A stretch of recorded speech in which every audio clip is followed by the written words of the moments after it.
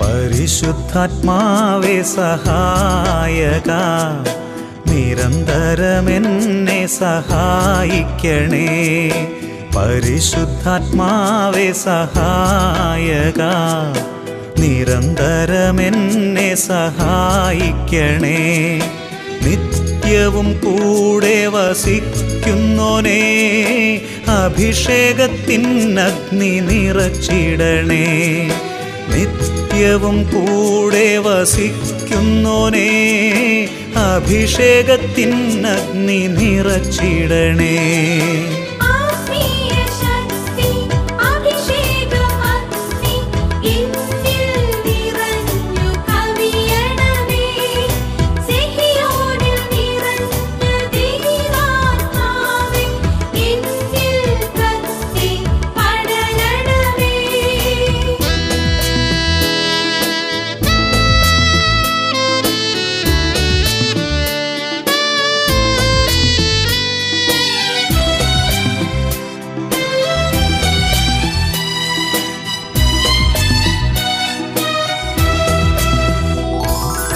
എന്നുള്ളിൽ നിറയുന്ന ദൈവിക ശക്തി ലൗകിക ശക്തിയെ തകർത്തിടുന്നു. എന്നുള്ളിൽ നിറയുന്ന ദൈവിക ശക്തി ലൗകിക ശക്തിയെ തകർത്തിടുന്നു. പാപനീതി ന്യായ ബോധ്യങ്ങൾ ഹൃത്തിൽ നിറച്ചെന്നെ അഭിഷേചിക്കൂ. പാപനീതി ന്യായ ബോധ്യങ്ങൾ ഹൃത്തിൽ നിറച്ചെന്നെ അഭിഷേചിക്കൂ.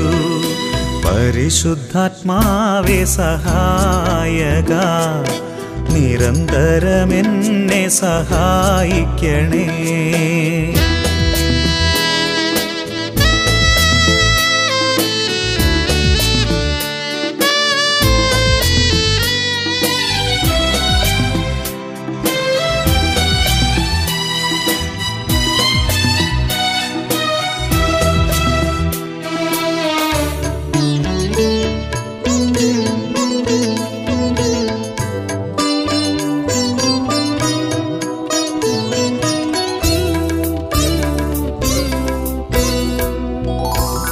വചനം പഠിക്കുവാൻ കൃപ ചൊരിയണമേ, അനുസ്മരിച്ചിടാനും വരമരുളൂ.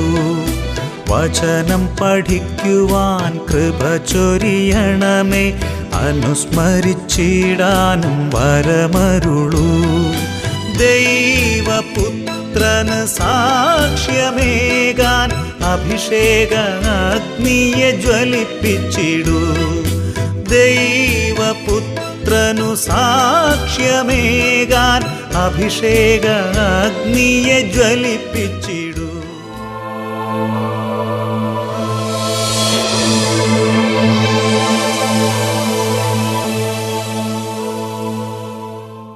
ഹല്ലേലൂയ. യേശുവേ സ്തോത്രം, യേശുവേ നന്ദി. അഭിഷേക അഗ്നിയുടെ എല്ലാ പ്രേക്ഷകർക്കും രക്ഷിതാവായ യേശു ക്രിസ്തുവിൻ്റെ കൃപയും സമാധാനവും. Praise the Lord. ഇന്ന് നമ്മൾ ചിന്തിക്കുന്ന വിഷയം കൊറിന്തോസുകാർക്ക് എഴുതിയ 1-ാം ലേഖനത്തിൽ 10-ാം അധ്യായത്തിൽ 12-ാമത്തെ തിരുലിഖിതം. ആകയാൽ നിൽക്കുന്നു എന്ന് വിചാരിക്കുന്നവൻ വീഴാതെ സൂക്ഷിച്ചു കൊള്ളട്ടെ. Praise the Lord. ഈ നിമിഷങ്ങളിൽ ഈ ശുശ്രൂഷകളിൽ പങ്കെടുക്കുന്ന എല്ലാ ദൈവമക്കളും അവരവർ ആയിരിക്കുന്ന ഇരിപ്പിടങ്ങളിലിരുന്ന് കണ്ണടച്ച് 2 കരങ്ങളും അല്പം ഒന്ന് ഉയർത്തി ദൈവത്തിൻ്റെ അത്യുദാരമായ അഭിഷേകം നിറയുന്നതിന് വേണ്ടി ഹൃദയപൂർവ്വം ആഗ്രഹിച്ച് പ്രാർത്ഥിക്കുന്നു. സ്തുതിക്കാൻ കഴിയുന്നവരെല്ലാവരും ഇപ്പോൾ സ്തുതിക്കുക. ഇതാ ജനലക്ഷങ്ങൾ ഇപ്പോൾ ഈ സമയത്ത് ഒരേ കൂട്ടായ്മയിൽ, ഒരേ മനസ്സിൽ, ഒരേ ഐക്യത്തിൽ ദൈവത്തെ ആരാധിക്കുന്ന സമയമാണ്. മകനെ, മകളെ, നീ ഒരു രോഗിയായിരിക്കാം, ഒരുപക്ഷെ ക്ഷീണത്തിലിരിക്കുന്ന വ്യക്തിയാകാം, ഒരുപക്ഷെ ഒട്ടും വചനം സ്വീകരിക്കാൻ പറ്റാത്ത വിധം വിശ്വാസം മങ്ങിപ്പോയൊരു വ്യക്തിയായിരിക്കാം, യേശുവേ എന്ന് വിളിക്കാൻ പോലും പറ്റാത്ത വിധം എല്ലാം ആത്മീയ അപജയം സംഭവിച്ചൊരു വ്യക്തിയാകാം. എങ്കിലും ജനലക്ഷങ്ങൾ ഈ സമയത്ത് ഏകഹൃദയത്തോടെ യേശു കർത്താവിനെ ആരാധിക്കുമ്പോൾ, മകനെ മകളെ നീയും കൂട്ടായ്മയോട് ചേരുക. ഇപ്പോൾ അത്ഭുതത്തിൻ്റെ ആത്മാവ് വ്യാപരിക്കുന്നു. യേശു ക്രിസ്തുവിൻ്റെ ആത്മാവ് ഇപ്പോൾ വ്യാപരിക്കുന്നു. എല്ലാവരും സ്തുതിക്കുന്നു. ഹല്ലേലൂയ, ഹല്ലേലൂയ, ഹല്ലേലൂയ, ഹല്ലേലൂയ. അഭിഷേകത്തിൻ്റെ ആത്മാവേ, ദൈവവചനത്തിൻ്റെ ആത്മാവേ, യേശു ക്രിസ്തുവിനെ രക്ഷിതാവും കർത്താവുമായി ഏറ്റുപറയാൻ ഉണർവ് നൽകുന്ന ആത്മാവേ, വിശുദ്ധിയുടെയും വിശ്വാസത്തിൻ്റെ ആത്മാവേ, ദൈവകൃപയുടെ ആത്മാവേ, ഇപ്പോൾ എല്ലാ ഹൃദയങ്ങളുടെ മേലും നിറയണമേ. എല്ലാ കുടുംബങ്ങളിലേക്കും നിറയണമേ. എല്ലാ സമൂഹത്തിലേക്കും നിറയണമേ. ആത്മീയ മന്ദത ബാധിച്ചവർ, ആത്മീയ ഉണർവ് നഷ്ടപ്പെട്ടവർ, തീഷ്ണത മങ്ങിപ്പോയവർ, വിശ്വാസം കെട്ടുപോയവർ എല്ലാവരുടെ മേലും പരിശുദ്ധാത്മാവേ ഇപ്പോൾ ഇപ്പോൾ ഇപ്പോൾ ശക്തിയോടെ നിറയണമേ. ഹല്ലേലൂയ, ഹല്ലേലൂയ, ഹല്ലേലൂയ, ഹല്ലേലൂയ, ഹല്ലേലൂയ, ഹല്ലേലൂയ. ദൈവമക്കളുടെ ആത്മീയ മണ്ഡലത്തിൽ അവരെ കെട്ടിയിട്ടിരിക്കുന്ന എല്ലാ ദുർബോധ ശക്തികളും എല്ലാ പൈശാചിക പീഡകളും യേശുവിന്റെ നാമം അയച്ച് നിർവീര്യമാക്കുന്നു. Hallelujah, hallelujah. വചനം കേൾക്കാൻ പറ്റാത്തവണ്ണം ദൈവമക്കളെ ബന്ധിച്ചിട്ടിരിക്കുന്ന വിപരീത ശക്തികളെ നസറേനായ യേശു ക്രിസ്തുവിന്റെ അധികാരമുള്ള നാമത്തിൽ ശാസിച്ച് വിടുവിക്കുന്നു. ഹല്ലേലൂയ, ഹല്ലേലൂയ, ഹല്ലേലൂയ. യേശുവേ ആരാധന, യേശുവേ ആരാധന. ഹല്ലേലൂയ, ഹല്ലേലൂയ. യേശുവേ സ്തോത്രം, യേശുവേ നന്ദി, യേശുവേ സ്തോത്രം, യേശുവേ നന്ദി, യേശുവേ സ്തോത്രം, യേശുവേ നന്ദി. Praise the Lord. ആകയാൽ നിൽക്കുന്നു എന്ന് വിചാരിക്കുന്നവൻ വീഴാതെ സൂക്ഷിച്ചു കൊള്ളട്ടെ. Praise the Lord. പ്രിയപ്പെട്ട ദൈവമക്കളെ, ഇന്ന് നാം ജീവിക്കുന്ന ഈ ലോകം ദൈവത്തിൻ്റെ ഓരോ പൈതലിനെയും എഴുതപ്പെട്ടിരിക്കുന്ന ഓരോ വചനങ്ങളും ലംഘിക്കാൻ നിർബന്ധിക്കുന്ന ഒരു അന്തരീക്ഷമാണ് എനിക്കും നിങ്ങൾക്കും ചുറ്റിലും ശക്തി പ്രാപിച്ചുകൊണ്ടിരിക്കുന്നത് എന്ന് ദൈവത്തിൻ്റെ പരിശുദ്ധാത്മാവ് വെളിപ്പെടുത്തുന്നു. ഹല്ലേലൂയ. പ്രിയപ്പെട്ട ദൈവമക്കളെ, ഇതിൻ്റെ ഗൗരവം നന്നായിട്ട് അറിയണമെങ്കിൽ, ഇതിൻ്റെ പിന്നിൽ പ്രവർത്തിക്കുന്ന ആത്മാവിൻ്റെ പ്രവർത്തനം എന്താണെന്ന് മനസ്സിലാക്കണമെങ്കിൽ, വിശുദ്ധ ലിഖിതങ്ങളിൽ നിന്ന് ഇങ്ങനെയുള്ള പ്രത്യേക സാഹചര്യങ്ങളിൽ പ്രവർത്തിക്കുന്ന വിപരീത ആത്മാവിൻ്റെ പ്രവർത്തനമുള്ള സാഹചര്യങ്ങളെ നാം അപഗ്രഥിച്ച് മനസ്സിലാക്കി പഠിക്കേണ്ടതുണ്ട്. ഇന്ന് നമ്മൾ പഠിക്കുന്നത് രാജാക്കന്മാരുടെ ഒന്നാമത്തെ പുസ്തകത്തിൽ 11, 12, 13 അധ്യായങ്ങളിലുള്ള ചില സംഭവ വികാസങ്ങളാണ്. സോളമൻ്റെ കാലശേഷം ജെറോബോവാം എന്ന ഒരു ഭൃത്യന് ദൈവം ഇസ്രായേൽ രാജ്യത്തിലെ 12 ഗോത്രങ്ങളിലെ 10 ഗോത്രത്തെ എടുത്തു കൊടുത്തു. അത് അഹിയ എന്ന ഒരു പ്രവാചകൻ മുഖാന്തരമാണ് കർത്താവ് ഈ ദൗത്യം നിർവഹിച്ചത്. രാജാക്കന്മാരുടെ ഒന്നാം പുസ്തകത്തിൽ 11-ാമത്തെ അധ്യായത്തിൽ നാം ഇങ്ങനെയാണ് വായിക്കുന്നത്. 29-ാമത്തെ വാക്യം. ഒരു ദിവസം ജെറോബോവാം ജെറൂസലേമിന് പുറത്തു പോകവേ ഷീലോന്യനായ അഹിയ പ്രവാചകൻ അവനെ കണ്ടുമുട്ടി. അഹിയ ഒരു പുതിയ അങ്കി ധരിച്ചിരുന്നു. ആ വെളിമ്പ്രദേശത്ത് അവർ ഇരുവരും മാത്രമേ ഉണ്ടായിരുന്നുള്ളൂ. അഹിയ താൻ ധരിച്ചിരുന്ന പുതിയ അങ്കിയെടുത്ത് 12 കഷ്ണങ്ങളായി കീറി. അവൻ ജെറോബോവാമിനോട് പറഞ്ഞു, 10 കഷ്ണം നീ എടുത്തുകൊള്ളുക. ഇസ്രായേലിൻ്റെ ദൈവമായ കർത്താവ് അരുളി ചെയ്യുന്നു, ഞാൻ സോളമൻ്റെ കയ്യിൽ നിന്ന് രാജ്യമെടുത്ത് 10 ഗോത്രങ്ങൾ നിനക്ക് തരും എന്ന് പറഞ്ഞാൽ, സോളമൻ രാജാവിൻ്റെ ഒരു നിസ്സാര ഭൃത്യനായിരുന്നു, കേവലം ഒരു ഭൃത്യനായിരുന്നു ജെറോബോവാം. ഈ ജെറോബോവാം ഒരു നാൾ തലസ്ഥാന നഗരിയ ജെറുസലേമിൽ നിന്ന് പുറത്തു പോകവേ വെളിമ്പ്രദേശത്തെത്തിയപ്പോൾ അവിടെ ഒരു വെളിമ്പ്രദേശത്ത് അഹിയ പ്രവാചകൻ ഇവനെ കാത്തിരിക്കുകയാണ്. ഇവൻ ചെന്നപാടെ അഹിയ പ്രവാചകൻ എഴുന്നേറ്റ് ഇവനോട് പറയുകയാണ്, അഹിയ പ്രവാചകൻ മേലുണ്ടായിരുന്ന അങ്കി എടുത്ത് 12 കീറിയിട്ട് 10 കഷ്ണങ്ങളെടുത്ത് ഇവന് കൊടുത്തിട്ട് പറഞ്ഞു, ഈ ദൈവമായ കർത്താവ് അരുളി ചെയ്യുന്നു, ഇസ്രായേലിലെ 12 ഗോത്രങ്ങളിലെ 10 ഗോത്രം നിനക്ക് തന്നിരിക്കുന്നു. Praise the Lord. ഹല്ലേലൂയ. പ്രിയപ്പെട്ട സഹോദരങ്ങളെ, സോളമൻ്റെ മരണശേഷം അങ്ങനെ തന്നെ സംഭവിച്ചു. അങ്ങനെ ജെറോബോവാം ഇസ്രായേലിലെ 10 ഗോത്രങ്ങളുടെ രാജാവായി ഭരണം നടത്തുകയാണ്. ഈ ജെറോബോവാമിൻ്റെ ജീവിതത്തിൽ ആദ്യകാലങ്ങളിൽ ദൈവത്തോട് വലിയ വിശ്വസ്തതയായിരുന്നെങ്കിലും അവസാന കാലഘട്ടങ്ങൾ വന്നപ്പോൾ ജെറോബോവാമിൻ്റെ ഹൃദയം ദൈവത്തിൽ നിന്നകന്നു. അവൻ തന്നിഷ്ടക്കാരനായി മാറി. അവൻ താന്തോന്നിയായി മാറി. അവന് മൂഢതയും അന്ധതയും ബാധിച്ച് അവൻ ദൈവിക തീഷ്ണത നഷ്ടപ്പെട്ട് ഒരു ലോകത്താനായി മാറി, ഒരു ജഡത്തിൻ്റെ മനുഷ്യനായി മാറി. അവന് പ്രാർത്ഥനയും ദൈവിക കാര്യങ്ങളും വിലയില്ലാത്തതുപോലെ തോന്നി. ദൈവവചനം അനുസരിച്ച് നടക്കുന്നത് വലിയ കാര്യമില്ലാത്ത കാര്യമായി അവന് അനുഭവപ്പെട്ടു തുടങ്ങി. അങ്ങനെ അവൻ്റെ ഹൃദയം കർത്താവിനെ പരിത്യജിച്ചു. Praise the Lord. പ്രിയപ്പെട്ട സഹോദരങ്ങളെ, അങ്ങനെ അവൻ ഈ ജനത്തിനെ പ്രീതിപ്പെടുത്താൻ വേണ്ടി, ഈ ജനത്തിന് ചേർന്ന വിധം അവൻ ഒരു ബലിപീഠം ഉണ്ടാക്കി, കാളക്കുട്ടികളെ ഉണ്ടാക്കി അവനെ ആരാധിക്കാൻ വേണ്ടി കൊടുത്തയച്ചു. ബേഥേൽ, ദാൻ എന്നീ 2 സ്ഥലങ്ങളിൽ ജനത്തിന് ഇമ്പകരമായ വിധത്തിൽ, ജനത്തിന് സ്വീകാര്യമായ ചില നടപടികൾ അവൻ നടത്തി. അങ്ങനെ ജനത്തിന് ആരാധിക്കാൻ കാളക്കുട്ടികളെ ഉണ്ടാക്കി കൊടുത്ത്. Praise the Lord. ഹല്ലേലൂയ. പ്രിയപ്പെട്ട സഹോദരങ്ങളെ, ഭരണകർത്താവ് എന്ന നിലയിൽ ദൈവത്തോട് വിശ്വസ്ത പുലർത്തേണ്ട ഇവൻ ദൈവത്തോടും ദൈവിക കാര്യങ്ങളോടും യാതൊരു താല്പര്യമില്ലാതെ ഈ ജനത്തിനെ പ്രീതിപ്പെടുത്തുന്ന കാര്യങ്ങളിലേക്ക് ഇവൻ്റെ ശ്രദ്ധ തിരിയുകയാണ്. അവിടെ അഹിയ എന്നൊരു ദൈവദാസനെ കർത്താവ് അയച്ചു. അഹിയ ഇതാ ഈ ബലിപീഠം ഉണ്ടാക്കി, ഭീമാകാരമായ ബലിപീഠത്തിന് മേൽ ഭീമാകാരനായ കാളക്കുട്ടിയെ ഉണ്ടാക്കി ജനത്തിന് വേണ്ടി ആരാധിക്കാൻ തുറന്നു കൊടുക്കുന്ന ദിവസം അഹിയ ആ കാളക്കുട്ടിയുടെ അടുത്തേക്ക് കടന്നു ചെന്നു, ആ ബലിപീഠത്തിന് അടുത്തേക്ക് കടന്നു ചെന്നു. അവിടെ ഇസ്രായേൽ രാജാവ് ഉണ്ട്, അവിടെ ജനങ്ങളുണ്ട്. അഹിയ പറഞ്ഞു, ദൈവമായ കർത്താവ് അരുളി ചെയ്യുന്നു, ഈ പൂജാരിമാരെ ഈ ബലിപീഠത്തിൽ വെച്ച് ബലിയർപ്പിക്കുന്ന കർത്താവിൻ്റെ പുരോഹിതൻ ഇവിടെ വരിക തന്നെ ചെയ്യും. ഇത് ഞാൻ കർത്താവിൻ്റെ വാക്കാണ് നിങ്ങളോട് പറഞ്ഞത് എന്നതിൻ്റെ അടയാളമായി ഈ ബലിപീഠം പിളർന്ന് അതിൻ്റെ ചാരം ഇതാ താഴേക്ക് ഊർന്നു വീഴും. ഈ പ്രവാചകൻ പറഞ്ഞതുപോലെ തന്നെ ബലിപീഠം 2ആയി പിളർന്ന് തൽക്ഷണം ചാരം ഊർന്ന് താഴത്തേക്ക് വീണു. ബലിപീഠത്തിന്റെ സൈഡിൽ ജെറോബോവാം രാജാവ് നിൽക്കുകയാണ്. ഈ ജെറോബോവാം രാജാവ് കുപിതനായി അവൻ കൈ നീട്ടി പറഞ്ഞു, ആരവിടെ? അവനെ ബന്ധിക്കുക. നീട്ടിയ കരം പിൻവലിക്കാൻ പറ്റാതെ വണ്ണം ഇതാ ജെറോബോവാം രാജാവിന്റെ കരങ്ങൾ മടക്കാൻ പറ്റാതെ വരണ്ട് അവൻ രോഗിയായി മാറി. ഈ കൈ മടക്കാൻ പറ്റാതെ വിഷമിച്ചിരിക്കുമ്പോൾ ജെറോബോവാം രാജാവ് എളിമയോടെ ഈ ദൈവപുരുഷനോട് അഭ്യർത്ഥിക്കുകയാണ്, ദയവ് ചെയ്ത് എനിക്ക് വേണ്ടി ജീവിക്കുന്ന കർത്താവിനോട് അപേക്ഷിക്കുക. അതാണ് 1 രാജാക്കന്മാർ 13-ാം അധ്യായം അതിൽ 6-ാമത്തെ തിരുലിഖിതം. നിന്റെ ദൈവമായ കർത്താവിനോട് എനിക്ക് വേണ്ടി ദയവായി പ്രാർത്ഥിക്കുക, അവിടുന്ന് എൻ്റെ കരം സുഖപ്പെടുത്തട്ടെ. അവൻ കർത്താവിനോട് പ്രാർത്ഥിച്ചു. രാജാവിൻ്റെ കരം പഴയപടിയായി. Praise the Lord. ഉടനെ രാജാവ് ഈ പ്രവാചകനോട് അഭ്യർത്ഥിക്കുകയാണ്, അല്ലയോ പ്രവാചക, പ്ലീസ് ദയവ് ചെയ്ത് നീ എൻ്റെ കൊട്ടാരത്തിലേക്ക് വരണം, നീ സൽക്കാരം സ്വീകരിക്കണം, നിനക്ക് ഞാൻ പാരിതോഷികം തരുന്നുണ്ട്.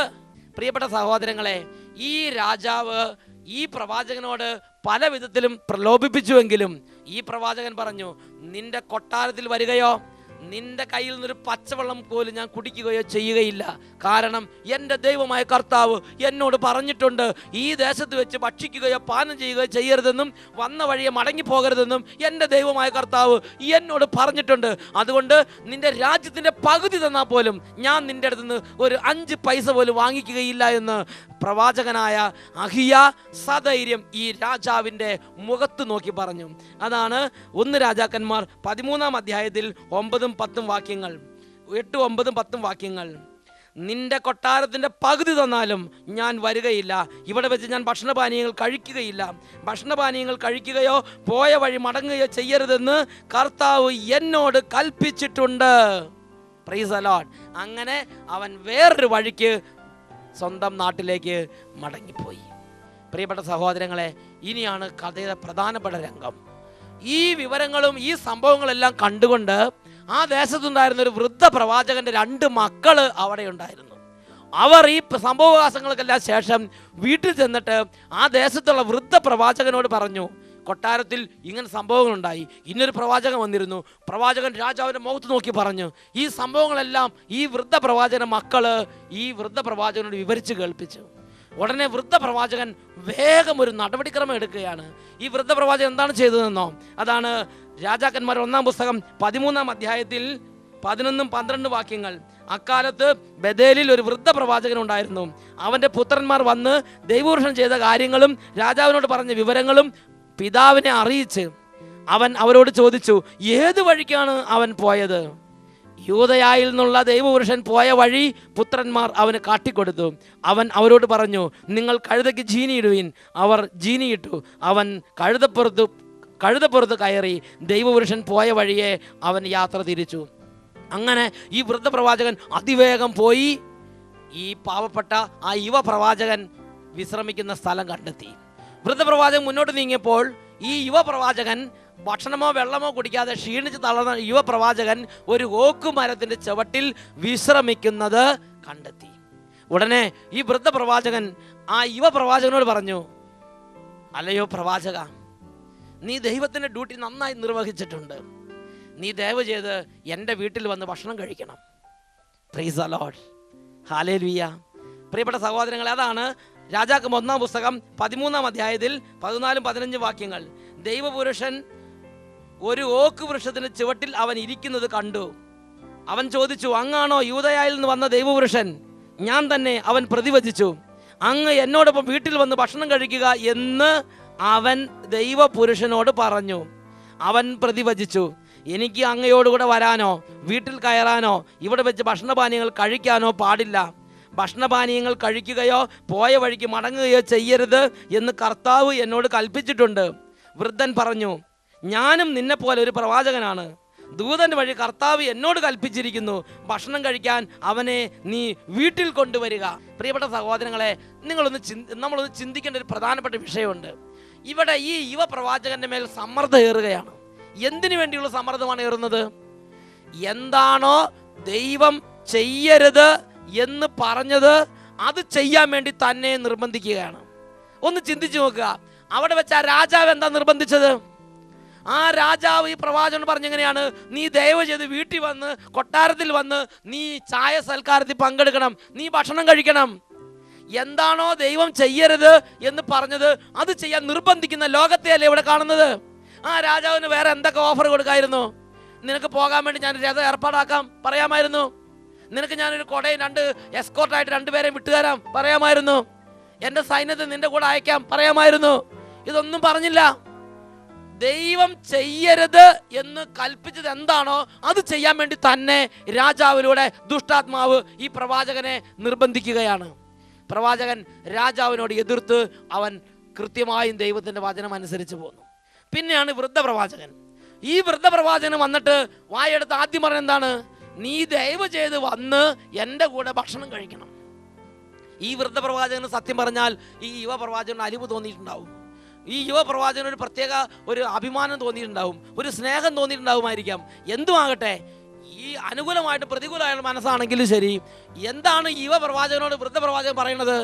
ദൈവം എന്ത് ചെയ്യരുത് എന്ന് പറഞ്ഞുവോ അത് ചെയ്യാൻ വേണ്ടി നിർബന്ധിക്കുന്ന കാഴ്ചയാണ് നമ്മോട് കാണുന്നത്. Hallelujah, hallelujah.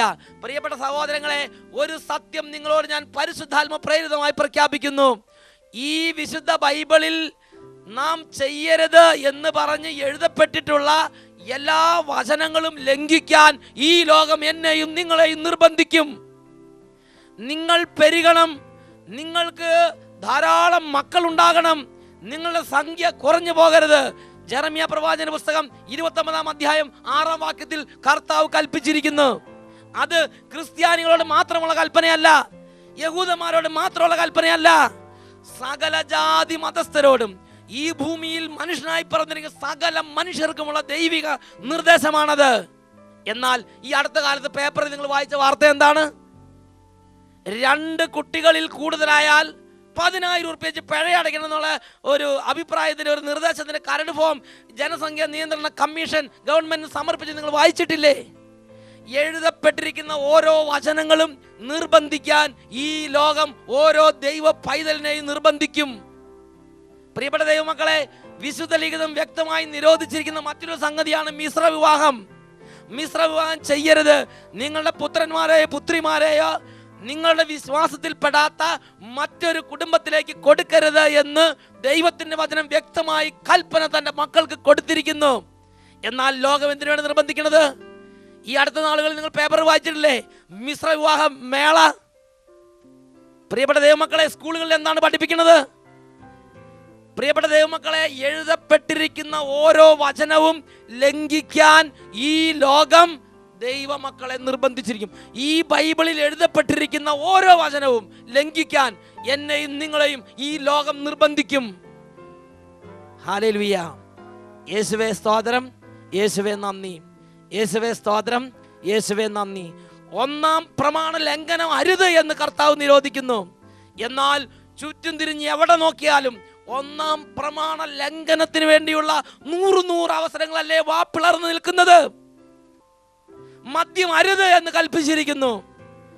അരുത് എന്ന് ദൈവവചനത്തിൽ ദൈവമക്കളോട് പറഞ്ഞിരിക്കുന്ന കാര്യം തന്നെ അത് നിർബന്ധമായും ചെയ്യാൻ തക്കവണ്ണം ഏത് ഫംഗ്ഷന് പോയാലും ഏത് കാര്യത്തിന് പോയാലും മദ്യത്തിന്റെ അതിപ്രസരം നിങ്ങൾ കാണുന്നില്ലേ?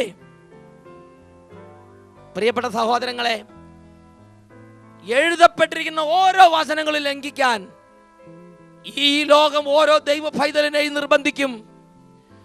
പരീക്ഷണത്തിൽ മുറുകെ പിടിച്ചു നിൽക്കുന്ന, അന്ത്യം വരെ മുറുകെ പിടിച്ചു നിൽക്കുന്നവൻ ഭാഗ്യവാൻ, അവന് ജീവന്റെ കിരീടം ലഭിക്കും. Praise the Lord. അവസാനം വരെ എൻ്റെ വാക്കുകൾ കാക്കുന്നവൻ ഭാഗ്യവാൻ, അവന് ഞാൻ ജീവന്റെ കിരീടം ജീവന്റെ വൃക്ഷത്തിൽ നിന്ന് ഭക്ഷിക്കാൻ കൊടുക്കും. ഹല്ലേലൂയ. യേശു ക്രിസ്തുവിന്റെ ജീവന്റെ വൃക്ഷത്തിൽ നിന്ന് ഭക്ഷിക്കാൻ നിങ്ങൾ ആഗ്രഹിക്കുന്നുണ്ടെങ്കിൽ അവസാനം വരെയും അവന്റെ വാക്കുകളെ ലംഘിക്കാതെ മുറുകെ പിടിക്കണം. ആദിമ മാതാപിതാക്കന്മാർക്ക് പറുദീസയിലുണ്ടായ പ്രകോപനം എന്താണ്? ദൈവം അരുത് എന്ന് പറഞ്ഞ കാര്യം ലംഘിക്കാൻ വേണ്ടിയല്ലേ ഹവ്വായെ നിർബന്ധിച്ചത്? അതേ ആത്മാവ് ഇന്നും പ്രവർത്തന നിരതമാണ്. ദൈവം എന്താണോ അരുത് എന്ന് വിശുദ്ധ ലിഖിതങ്ങളോട് പറഞ്ഞിട്ടുള്ളത് അത് ലംഘിക്കാൻ എന്നെ നിങ്ങളെ നിർബന്ധിക്കും. ഈ ആത്മാവ് ഇന്ന് പ്രവർത്തന നിരതമാണ്. അത് ആരിലൂടെ വേണമെങ്കിലും എന്നെ നിങ്ങളെ നിർബന്ധിക്കാം. ഇതാ ഇവിടെ നോക്കുക, ഒരു വൃദ്ധ പ്രവാചകൻ, ദൈവത്തിന്റെ വഴിയെ നടക്കുന്നവൻ, സീനിയർ, മറ്റുള്ളവർക്ക് മാതൃക കൊടുക്കേണ്ടവൻ, ആ പ്രവാചകനിലൂടെ സ്നേഹത്തിന്റെ രൂപത്തിൽ വന്നില്ലേ? ഒരുപക്ഷെ നിന്റെ അപ്പനായിരിക്കാം നിന്നെ നിർബന്ധിക്കുന്നത്, ഒരുപക്ഷെ നിന്റെ അമ്മയിലൂടെ ആയിരിക്കാം ഈ വിപരീതാത്മാവ് പ്രവർത്തിക്കുന്നത്, ഒരുപക്ഷെ നിന്റെ കൂടപ്പിറപ്പിലൂടെ ആയിരിക്കാം, ഒരുപക്ഷെ നിന്റെ സഭയിലെ സീനിയറിലൂടെ ആയിരിക്കാം. ആരിലൂടെ ആകട്ടെ, എൻ്റെ മകനെ, എൻ്റെ മകളെ, ഓ ദൈവ പൈതലെ, ദൈവത്തിന്റെ വഴി വിട്ട് നടക്കാൻ ആര് നിർബന്ധിച്ചാലും യേശു കർത്താവിന്റെ നാമത്തിൽ നിങ്ങൾ അത് നിഷേധിക്കണം. ആകയാൽ നിൽക്കുന്നു എന്ന് വിചാരിക്കുന്നവൻ വീഴാതെ സൂക്ഷിച്ചു കൊള്ളട്ടെ. എന്നാൽ ഒരു സീനിയർ ഇവിടെ നിർബന്ധിച്ചപ്പോൾ ജൂനിയർ പ്രവാചകൻ അതിൽ വീണുപോയി. അവൻ ആ വൃദ്ധ പ്രവാചകനോട് കൂടെ പോയി ഭക്ഷണം കഴിച്ച്, അങ്ങനെ ഭക്ഷണം കഴിച്ചുകൊണ്ടിരുന്നപ്പോൾ ദൈവത്തിന്റെ ആത്മാവ് ആ വൃദ്ധ പ്രവാചകന്റെ മേൽ വന്നു. ദൈവത്തിന്റെ ആത്മാവ് പറഞ്ഞു, ഭക്ഷണത്തിനിരിക്കുമ്പോൾ ദൈവപുരുഷനെ വിളിച്ചു കൊണ്ടുവന്ന പ്രവാചകന് കർത്താവിന് അരുളപ്പാടുണ്ടായി. അവൻ യൂദായിൽ നിന്ന് വന്ന ദൈവപുരുഷനോട് ഉച്ചത്തിൽ പറഞ്ഞു, നീ കർത്താവിന്റെ വചനം ശ്രവിച്ചില്ല. കർത്താവായ ദൈവം നിന്നോട് കൽപ്പിച്ചതുപോലെ നീ പ്രവർത്തിച്ചതുമില്ല. നീ തിരിച്ചു വരികയും ഭക്ഷണപാനീയങ്ങൾ കഴിക്കരുതെന്ന് അവിടുന്ന് കൽപ്പിച്ചിരുന്ന സ്ഥലത്ത് വെച്ച് അത് ഭക്ഷിക്കുകയും ചെയ്തു. അതുകൊണ്ട് നിന്റെ ജഡം നിന്റെ പിതാക്കന്മാരുടെ കൂടെ സംസ്കരിക്കപ്പെടുകയില്ലെന്ന് കർത്താവ് അരുളി ചെയ്യുന്നു. ഭക്ഷണത്തിന് ശേഷം അവൻ താൻ കൂട്ടിക്കൊണ്ടുവന്ന ദൈവപുരുഷന് വേണ്ടി കഴുതയ്ക്ക് ജീനിയിട്ടു. മാർഗമധ്യേ ഒരു സിംഹം എതിരെ വന്ന് അവനെ അടിച്ചു കൊന്നു. ജഡത്തിനരികെ സിംഹവും കഴുതയും നിന്നു. വഴിപോക്കർ നിരത്തിൽ കിടക്കുന്ന ജഡവും അരികിൽ നിൽക്കുന്ന സിംഹത്തെയും കണ്ടു. അവർ വൃദ്ധപ്രവാചകൻ വസിക്കുന്ന പട്ടണത്തിൽ ചെന്ന് വിവരമറിയിച്ചു. അവനെ കൂട്ടിക്കൊണ്ടുവന്ന പ്രവാചകൻ ഇത് കേട്ട് പറഞ്ഞു, കർത്താവിന്റെ കൽപ്പന ലംഘിച്ച ദൈവപുരുഷൻ തന്നെ അവൻ. കർത്താവ് അരുളി ചെയ്തതുപോലെ അവനെ സിംഹത്തിന് വിട്ടുകൊടുക്കുകയും അത് അവനെ ചീന്തിക്കളയുകയും ചെയ്തല്ലോ. അവൻ മക്കളോട് പറഞ്ഞു, കഴുതയ്ക്ക് ജീനിയിടുവിൻ. അവർ അങ്ങനെ ചെയ്തു. അവൻ ചെന്ന് ദൈവപുരുഷന്റെ ജഡം വഴിയിൽ കിടക്കുന്നതും അതിനെതിരെ കഴുതയും സിംഹവും നിൽക്കുന്നതും കണ്ടു. സിംഹം ജഡം ഭക്ഷിക്കുകയോ കഴുതയെ ആക്രമിക്കുകയോ ചെയ്തില്ല. ദുഃഖാചരണത്തിനും സംസ്കാരത്തിനുമായി വൃദ്ധപ്രവാചകൻ ജഡം കഴുതപ്പുറത്ത് വെച്ച് പട്ടണത്തിൽ കൊണ്ടുവന്നു. അവൻ തൻ്റെ സ്വന്തം കല്ലറയിൽ അവനെ സംസ്കരിച്ചു. അയ്യോ സഹോദര എന്ന് വിളിച്ച് അവൻ വിലപിച്ചു. ഈ വൃദ്ധപ്രവാചകന് സത്യത്തിൽ ഈ യുവപ്രവാചകന് സ്നേഹം ഉണ്ടായിരുന്നു. അതുകൊണ്ട് സ്വന്തം കല്ലറയിൽ കൊണ്ടുവന്ന് അവനെ സംസ്കരിച്ച് അവനെ വഴിയിൽ നിന്ന് എടുത്തുകൊണ്ട് വന്നു. ഈ മൃതദേഹത്തിന് അരികിൽ നിന്ന് ഈ വൃദ്ധപ്രവാചകൻ പൊട്ടിക്കരഞ്ഞ് ശ്രദ്ധിക്കുക. അയ്യോ പ്രവാചക, അയ്യോ സഹോദര, അയ്യോ സഹോദര, അവൻ പൊട്ടിക്കരയുകയാണ്. ഇങ്ങനെ പൊട്ടിക്കരഞ്ഞിട്ട് എന്താ കാര്യം? പ്രിയപ്പെട്ട മക്കളെ, നിങ്ങൾ ഇന്ന് വചനത്തിൽ നിന്ന് നിങ്ങളുടെക്കായി കർത്താവ് ഏൽപ്പിച്ചു തന്നവരെ വ്യതിചലിപ്പിച്ചിട്ട് നാളെ അവരെ തകർച്ചയിൽ നിസ്സഹായമായി അയ്യോ അയ്യോ അയ്യോ എന്ന് പറഞ്ഞ് പൊട്ടിക്കരഞ്ഞുകൊണ്ട് എന്ത് പ്രയോജനം? ഇന്ന് നിങ്ങൾ കർത്താവിന്റെ മക്കളെ കർത്താവിന്റെ വചനത്തിൽ നിന്ന് വ്യതിചലിപ്പിക്കരുത്. നാളെ നിങ്ങൾക്ക് അവനെ സഹായിക്കാൻ പറ്റാത്ത സമയങ്ങളും മണിക്കൂറുകളും വരുമെന്ന് മനസ്സിലാക്കണം. Praise the Lord. ഒരു നിമിഷം നമുക്ക് പ്രാർത്ഥിക്കാം. കർത്താവേ, നിൽക്കുന്നു എന്ന് വിചാരിക്കുന്നവൻ വീഴാതെ സൂക്ഷിക്കട്ടെ. ഇതെല്ലാം എഴുതപ്പെട്ടിരിക്കുന്നത് ഞങ്ങളുടെ പ്രബോധനത്തിന് വേണ്ടിയാണെന്നുള്ള തിരിച്ചറിവ് തന്ന് ഈ കാലഘട്ടത്തിൽ ഉണർന്ന് ജീവിക്കുവാൻ പരിശുദ്ധാത്മാവേ ഞങ്ങളുടെ മേൽ അഭിഷേകമായി വ്യാപരിക്കണമേ. ഹല്ലേലൂയ, ഹല്ലേലൂയ, ഹല്ലേലൂയ. യേശുവേ സ്തോത്രം, സ്തോത്രം, സ്തോത്രം. യേശുവേ നന്ദി, യേശുവേ നന്ദി, യേശുവേ ആരാധന, യേശുവേ സ്തോത്രം. എഴുതപ്പെട്ടിരിക്കുന്ന ഒരു വചനം പോലും ലംഘിക്കാതെ ജീവിക്കാൻ ഈ കാലഘട്ടത്തിൽ പരിശുദ്ധാത്മാവേ ഞങ്ങളെ ഉണർത്തണമേ. ഹല്ലേലൂയ, ഹല്ലേലൂയ. യേശുവേ സ്തോത്രം, യേശുവേ നന്ദി, യേശുവേ സ്തോത്രം, യേശുവേ നന്ദി. Praise the Lord.